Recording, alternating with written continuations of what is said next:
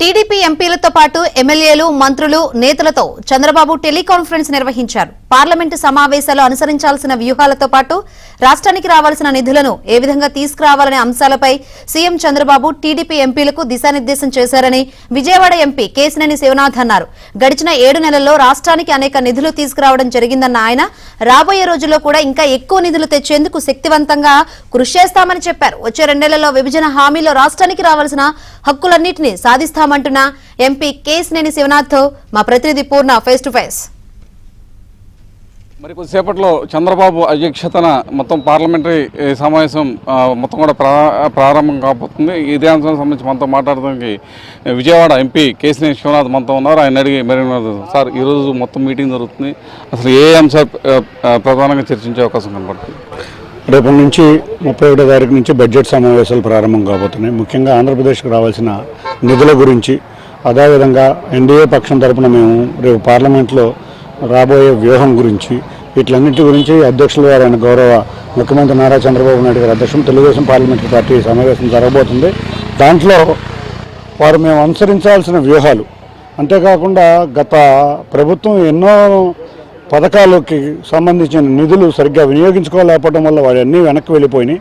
వాటి అన్నిటినీ ఏ విధంగా తెచ్చుకోవాలి బడ్జెట్లో, అంతేకాకుండా అధ్యక్షుల వారు పలుమార్లు కేంద్ర మంత్రులందరినీ కలవడం జరిగింది. అంతేకాకుండా ఆర్థిక మంత్రి గారిని కలవడం జరిగింది. మన దావోస్ నుంచి రాగానే కూడా ఆవిడని కలిసడం జరిగింది. ప్రధానమంత్రి గారిని రావడం జరిగింది. రాష్ట్ర ఆర్థిక పరిస్థితి చాలా దారుణంగా ఉంది కాబట్టి రాష్ట్రం ఆర్థికంగా పుంజుకోవాలి.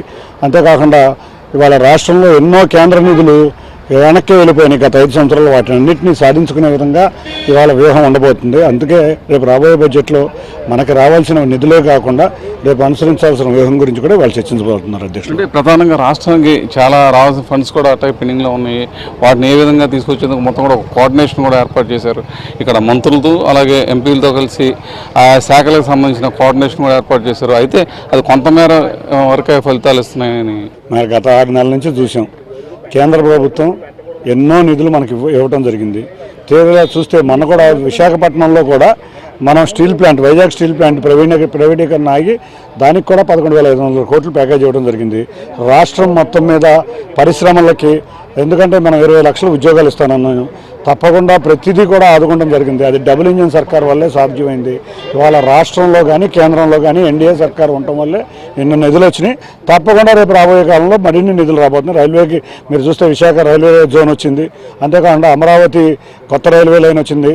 వీటితో పాటు ఎన్నో పరిశ్రమలు అన్నీ వస్తున్నాయి. తప్పకుండా మన వరద సమయంలో కూడా బాగా సాయం చేసింది. ఈ అన్నిటితో పాటు రేపు బడ్జెట్లో కూడా అధిక నిధులు రాబోతున్నాయి. మొన్న కూడా చూసాం, అమరావతికి 15,000 కోట్లు గ్రాంట్ కింద కూడా ఇవ్వడం జరిగింది. పోలవరం పనులు మొదలైనవి. తప్పకుండా రాష్ట్రం అభివృద్ధి ఏ విధంగా చేయాలి, రాష్ట్ర అభివృద్ధిలో మన కూడా మోడీ గారు వైజాగ్ వచ్చినప్పుడు రాష్ట్రాన్ని అభివృద్ధి చేసే బాధ్యత నాదని అందరి ముందు వారు చెప్పారు. అదేవిధంగా వాళ్ళ బడ్జెట్లో అధిక నిధులు కూడా వాళ్ళు కేటాయించారు. ప్రధానంగా చూస్తే విభజన సంబంధించిన హామీలు ఇంకా కొంత నెరవేర్చాల్సిన పరిస్థితి కూడా కేంద్రం మీద ఉంది. వాటిని ఏ విధంగా తీసుకొస్తున్నారు? ఇంకోటి జల వివాదాలు కూడా ఇటు తెలంగాణతోనూ మన ఆంధ్ర రాష్ట్రంతో చాలా ఉన్నాయి. వాటిని ఎలా పరిష్కరించుకోబోతున్నారు? ఇంకోటి నిధుల్లో ఇంకా జాప్యం జరుగుతుంది అనేది ఒకటి. నిధులు ఎక్కడా జాప్యం జరగట్లేదు. నిధులు అనుకున్న విధంగా వస్తున్నాయి. జల వివాదాలు ఇది ఇప్పటి నుంచి కాదు, ఎప్పటి నుంచే ఉన్నాయి. ఈ జల వివాదాలు పరిష్కరించడంలో 2 రాష్ట్ర ముఖ్యమంత్రులే కాకుండా కేంద్రం కూడా మంచిగా మధ్యవర్తిత్వం వహించి తప్పకుండా నెరవేర్చబోతుంది. అన్నిటికన్నా ముఖ్యంగా బైఫర్కేషన్ యాక్ట్లో మనకి రావాల్సిన సంస్థ ఒక్కొక్కటి రావడం మొదలైనవి. రాబోయే 2 సంవత్సరాల కాలంలో బైఫర్కేషన్ యాక్ట్లో ఉన్న ప్రతి సంస్థ ప్రతిష్టాత్మకంగా తీసుకుని ఆంధ్రప్రదేశ్కి వచ్చే విధంగా రాష్ట్ర ప్రభుత్వం, అటు కేంద్ర ప్రభుత్వం, ఎంపీలను కానీ మంత్రులను కానీ అందరం కలిసికట్టుగా కృషి చేస్తున్నాం. అదేవిధంగా మన అందుకే చంద్రబాబు నాయుడు గారు ఉమ్మడి సమావేశం ఏర్పాటు చేశారు. ఆ సమావేశంలో కూడా చర్చించడం జరిగింది.